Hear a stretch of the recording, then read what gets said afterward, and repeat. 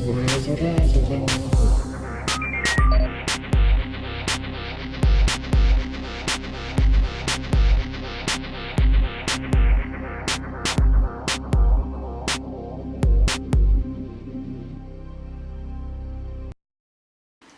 my RazzleDazzlers, I hope you're all fabulous today and I hope you're having a lovely day and having fun. The quote of the day is, this is the quote, because like I said before, I'm doing a quotation on every video just for fun. And this video is about artists that I get inspired by and relate with. Obviously if there's any, obviously because I'm an artist, if there's any artists you really like and stuff like that, obviously put it in the box below and comment and all that jazz. Basically, obviously, like I said before, I do Zazzle stuff, so I'll put all the stuff underneath this video where my store is, and I do stock videos, and obviously then my job, I'm creative in my job, obviously I'm not allowed to say what my job is, and all that. And obviously this is about artists that inspire me and I get ideas from and I feel I relate to. So I enjoy going to art galleries like the Tate and the Saatchi and stuff like that, and get inspiration from all over really. Obviously it depends what project I'm doing at the time. I change my artists quite a lot, but there's always like a cool group of artists together that I relate to all the time. For example, I really like Tracey Emin's work, how she, obviously there's lots of things behind her work, because for example the bed that she had as one of her art pieces, obviously those people say how can that be art, but obviously she had the guts to do it, and it's a bit of a hard one because obviously I prefer her stuff, what she does of, I don't know if you've seen, but like the kind of quilts and stuff like that with text written across them. I really like work what has text in them, like I said before, quotations and things like that, and slogans and things, even though it's quite bizarre in a way because I am dyslexic. So obviously if I do any work what relates to text and things, obviously sometimes it is misspelt and things like that. I don't do it on purpose, but it happens. So you just kind of, with art, you just kind of have to get over it, because you learn as you're developing your skills and stuff like that. Obviously when I was starting doing art stuff, I always was a bit more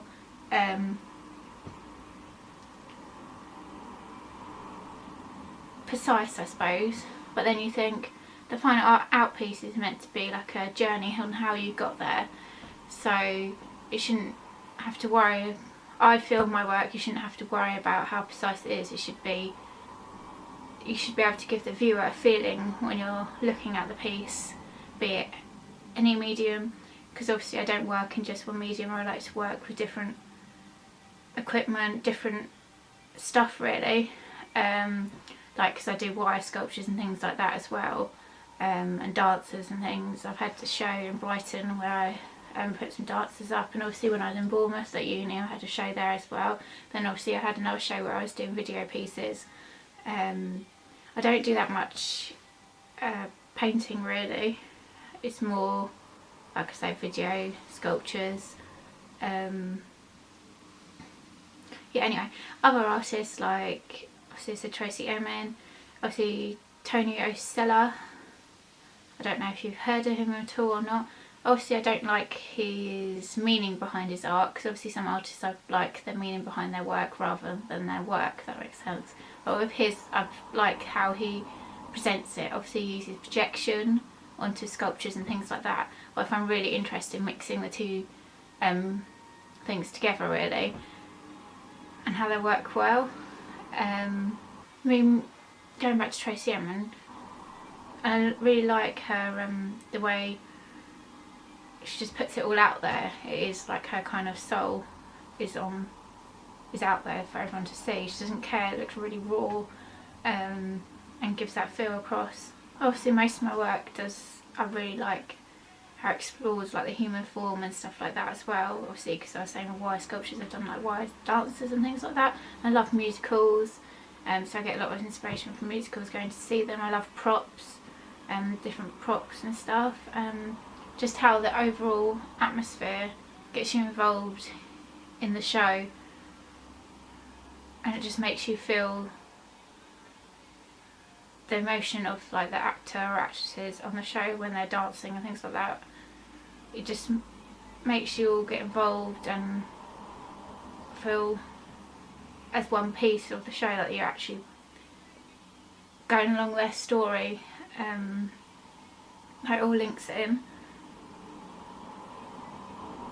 Ballet, well, that relates to my wire sculptures again, because obviously the forms and shapes people make with their body when they're dancing, it's amazing. Because obviously it's a lot of effort and hard work goes into the dancers just to control their body in that way. It's just incredible. Another artist that I don't know if you heard of is Ron Monk. I don't know if that's how you say it. Obviously all these artists I talk about, I will put links below just so you can have a click on them and just have a look if you want to. Obviously he does like sculpture stuff.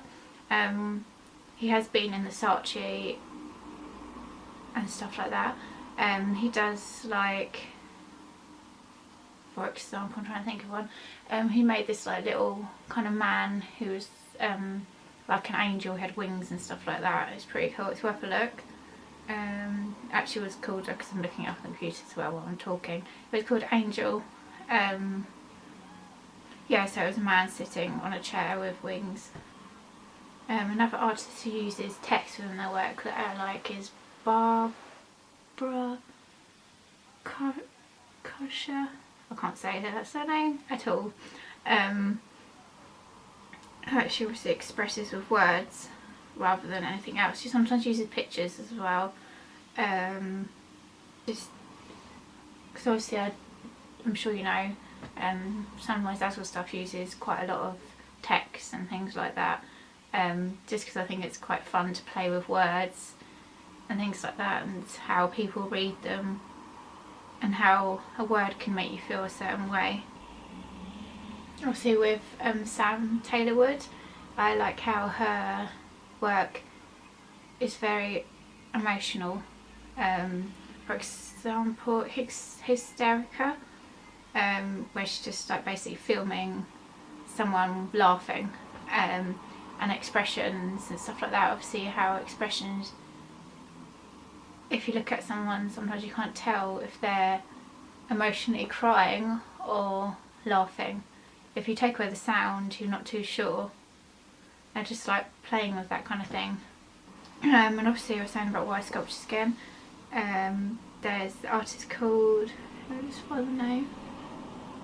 I'm rubbish at remembering names, I always have been. Obviously I know what their work looks like and stuff like that, but with the artist names I just always forget. Elizabeth B something again. Rubbish with names. Obviously I put the links there again. Obviously they do really cool stuff. She's did a sculpture called Pegasus, and it's obviously a wire sculpture, and it's like flying through the air. Obviously I love mystical stuff again. Just, I don't know why, I always have been drawn to that kind of thing, fairies and stuff like that. Yeah, it's really cool. I really like how wire it is like a solid thing, but it's still really airy and free.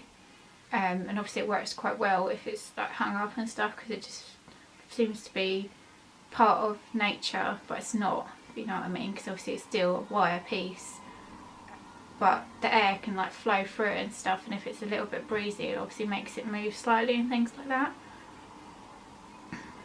Yeah, anyway, that's a bit of an inside kind of, I suppose, through my eyes, what kind of thing I think about inside my head.